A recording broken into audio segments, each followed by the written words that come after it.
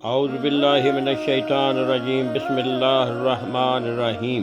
السلام علیکم۔ تو سامعین، آپ دیکھ رہے ہیں یوٹیوب چینل صفدر اسٹوڈیو 7 اور میں محمد صفدر۔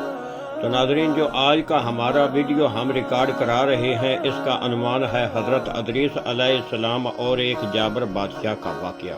حضرت امام محمد باقر علیہ السلام کا ارشاد ہے کہ حضرت ادریس کے عہد میں ایک نہایت جابر اور ظالم بادشاہ تھا۔ وہ ایک بار سیر کرتے کرتے ایک ایسے مقام پر پہنچا جس مقام کا بادشاہ ایک مومن خالص تھا۔ جابر بادشاہ نے اس کی سرزمین سے گزرتے ہوئے ایک یوم کے لیے قیام کیا۔ دوران قیام میں اس مقام کی سرسبزی اور شادابی کی وجہ سے اس نے یہ رائے قائم کی کہ میں اس زمین کو حاصل کر کے یہیں قیام کروں گا اور اسی کو اپنی طویل و عریض حکومت کا مرکز بناؤں گا۔ اس مقصد کے لیے اس نے اپنے ارکان دولت کو جمع کیا اور ان سے دریافت کیا کہ یہ مقام کس کا ہے۔ ان لوگوں نے دریافت کر کے بتایا کہ یہ مقام ایک مومن کا ہے۔ بادشاہ نے حکم دیا کہ اسے بلایا جائے۔ جب وہ حاضر کیا گیا تو بادشاہ جابر نے اس سے کہا کہ میں تیرے اس ملک کو مقام کو چاہتا ہوں، کیا تو مجھے دے سکتا ہے؟ اس نے کہا کہ میں اسے دینے سے مجبور ہوں۔ بادشاہ نے کہا کہ تو اس کی قیمت طے کر لے اور میں اسے ادا کر دوں گا۔ اس مومن نے کہا کہ میں اسے فروخت نہیں کر سکتا، کیونکہ میرے بال بچوں کا ازروکا اسی سے حاصل ہوتا ہے۔ میں اپنی زندگی کے ایام نہایت فراخی کے ساتھ اسی سرزمین کی وجہ سے گزار رہا ہوں۔ بادشاہ جب اس زمین کے حاصل کرنے سے عاجز رہا تو اسے بہت زیادہ غصہ آیا، لیکن وہ کچھ کر نہ سکا۔ اپنا غصے کی حالت میں داخل خانہ ہوا تو اس کی عورت نے پوچھا کہ آج غیر معمولی غصہ اور غم آپ کے چہرے سے ظاہر ہوتا ہے، آخر بات کیا ہے؟ اس نے کہا کہ میں اس زیر قدم سرزمین کو حاصل کرنا چاہتا تھا، لیکن وہاں کا والی نہ میرے حق میں اس سے دستبردار ہوتا ہے اور نہ اسے فروخت ہی کرتا ہے، اور یہ جگہ ہے ایسی کہ میں اسے حاصل کرنے کے لیے بے چین ہوں۔ یہ سن کر اس کی بیوی، جس سے یہ ہر امر میں مشورہ لیا کرتا تھا اور اسے بے حد چاہتا تھا، نے کہا کہ آپ گھبرائیں نہیں، میں اس سرزمین کے حاصل کرنے کا راستہ اور ذریعہ بتائے دیتی ہوں، اور وہ یہ ہے کہ اس والی کے گھرانے کو قتل کرا دیں۔ بادشاہ نے کہا کہ قتل کرانے کا کوئی بہانہ بھی تو ہونا چاہیے۔ اس عورت نے کہا کہ بہانہ میں بتائے دیتی ہوں۔ یہ کہہ کر اس نے اپنی قوم و قبیلہ کے 40 آدمی بلوائے اور ان سے کہا کہ بادشاہ کے پاس جا کر اس سے کہو کہ یہاں فلاں شخص جو رہتا ہے، جس کی یہ زمین ہے، وہ آپ کے دین کے خلاف ہے اور آپ کے مذہب و عقیدہ کے برابر مزاحمت کرتا رہتا ہے۔ وہ لوگ اس کی تعلیم کے مطابق بادشاہ کے پاس گئے اور اس سے یہی کچھ کہا۔ بادشاہ بھی خاموش ہی تھا کہ اس عورت نے کہا کہ بس ایسے شخص کو زندہ نہیں چھوڑنا چاہیے جو ہمارے مذاہب کے خلاف ہے اور اس کی مذمت کیا کرتا ہے۔ بادشاہ نے بیوی کے مشورے اور کہنے سے اس مومن کو قتل کرا دیا۔ یہ حال دیکھ کر غضب پروردگار عالم کو جوش آیا اور اس خالق قہار نے نبی وقت حضرت ادریس کو حکم دیا کہ تم جا کر اس ظالم و جابر بادشاہ سے کہہ دو کہ تو نے چونکہ ظلم میں عظیم کیا ہے، لہٰذا میں تیری سلطنت کو برباد کر دوں گا، تیری جبروت و انابیت کو ختم کر دوں گا۔ تو نے ہمارے علم سے ناجائز فائدہ اٹھا کر ظلم و جور کو فروغ دے رکھا ہے۔ تو نے اس غریب کو قتل کر کے اس کے اہل و عیال کی زندگی خراب کر دی ہے۔ یاد رکھ کہ میں عنقریب ایسا کر دوں گا کہ تیری مشیر عورت کا گوشت کتے کھائیں گے۔ جناب ادریس نے حکم باری پانے کے بعد اس جابر بادشاہ کے دربار میں جا کر ارشاد باری پہنچا دیا۔ حضرت ادریس جس وقت وہاں پہنچے وہ دربار لگائے بیٹھا تھا اور اس کے حوالی موالی اور ارکان دولت اسے گھیرے ہوئے تھے۔ حضرت اویس نے یوں ہی خدا کا پیغام پہنچایا۔ بادشاہ نے غصہ میں کہا، اے ادریس، خیر اسی میں ہے کہ تم میرے دربار سے نکل جاؤ، ورنہ میں تمہیں قتل کرا دوں گا۔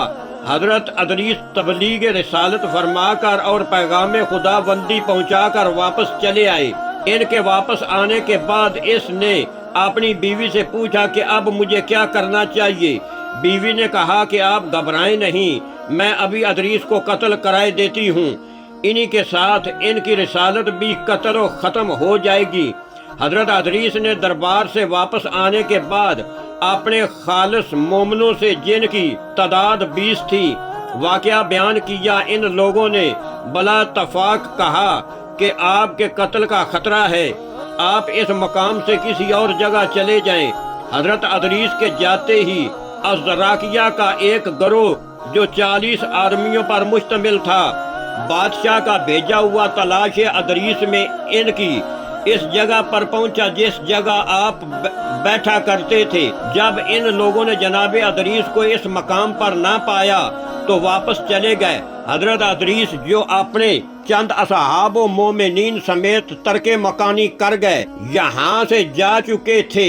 جب دوسرے ملک میں پہنچے تو انہوں نے سحر کے وقت بارگاہ خدا بندی میں مناجات کی اور عرض پرواز ہوئے، میرے پالنے والے، میں نے تیرا حکم اس بادشاہ ظالم تک پہنچا دیا۔ اس نے جو طرز عمل اختیار کیا تو اس سے واقف ہے۔ ارشاد خدا بندی ہوا کہ تم اس کے ملک سے باہر رہو اور اس کا معاملہ مجھ سے متعلق رہنے دو۔ میں اپنی عزت و جلال کی قسم کھا کر کہتا ہوں، میں اس کے ساتھ وہ کچھ کروں گا جس کا وہ مستحق ہے۔ یہ سن کر حضرت ادریس نے عرض کی، میرے پالنے والے، میں ایک حاجت رکھتا ہوں۔ خدا نے فرمایا کہو وہ کیا ہے؟ تم جو کہو گے میں کروں گا۔ انہوں نے عرض کی، میں یہ گزارش کرتا ہوں جب تک میں خود دعا نہ کروں اس کریا پر اور جو اس سے معلق ہیں اس پر بارش نہ ہو۔ ارشاد ہوا ایسا ہی ہوگا، مگر اے ادریس اس طرح سب بھوکے پیاسے مرنے لگیں گے۔ ادریس نے عرض کی، مالک اس کے بغیر یہ لوگ ٹھیک بھی نہیں ہو سکتے۔ الغرض بارش بند ہو گئی اور 20 سال تک پانی آسمان سے نہ برسا۔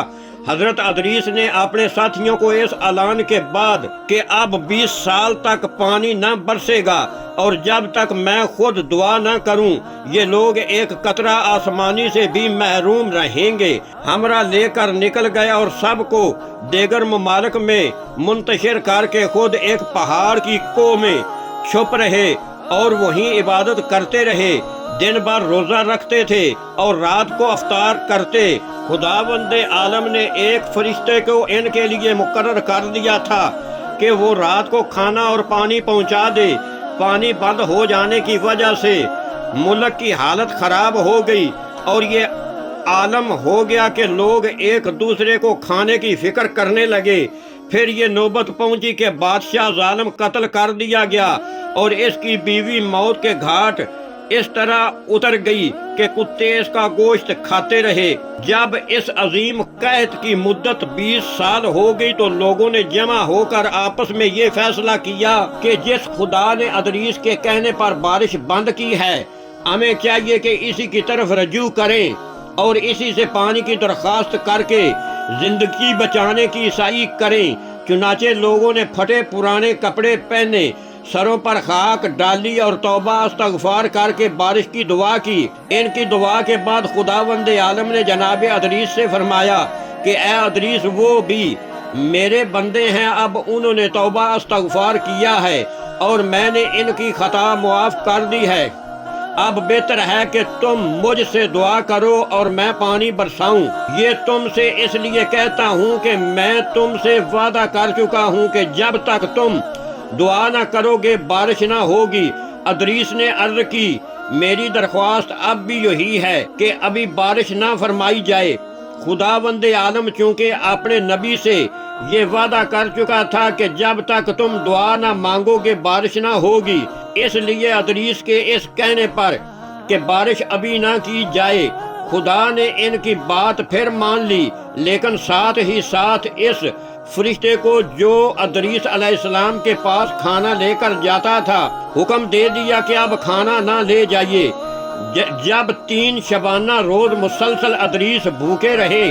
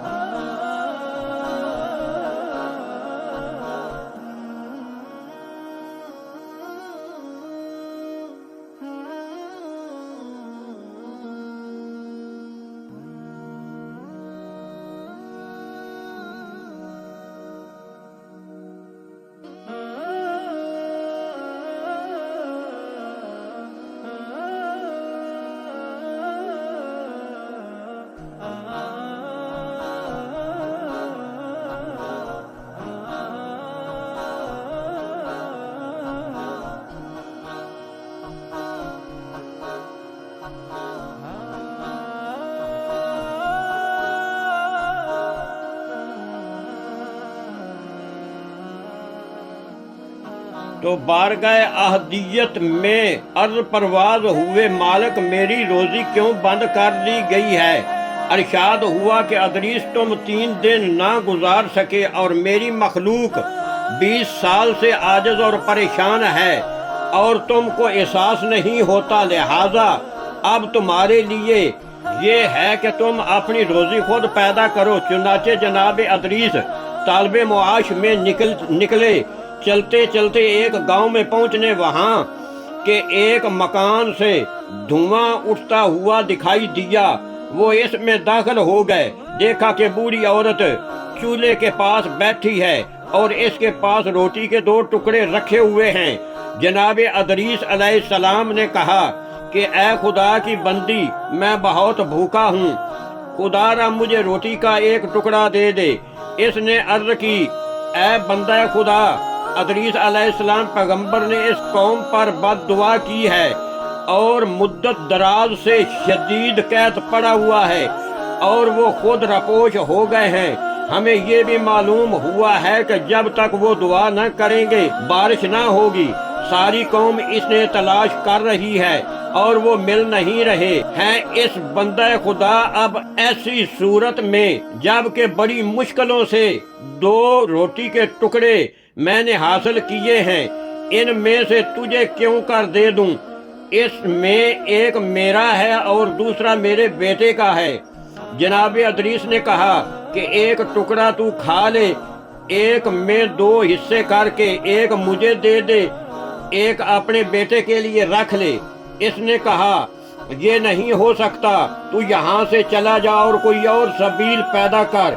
जनाब अदरीस अलैहिस्सलाम ने फरमाया कि मेरे पाँव में खड़ा होने की ताकत नहीं है, खुदारा मुझे पर रहम कर। इस औरत का दिल पसीज उठा और इसने अपने बेटे के हिस्से में से निसफ इनको दे दिया और जनाब अदरीस अलैहिस्सलाम ने तनावल फरमा लिया। इस बूढ़ी औरत के बेटे ने जब ये देखा कि इसके हिस्सा की रोटी में से इस साइल को निसफ दे दिया गया है, तो वो इस दर्जा परेशान हुआ और घबराया कि इसकी मौत वाक़या हो गई।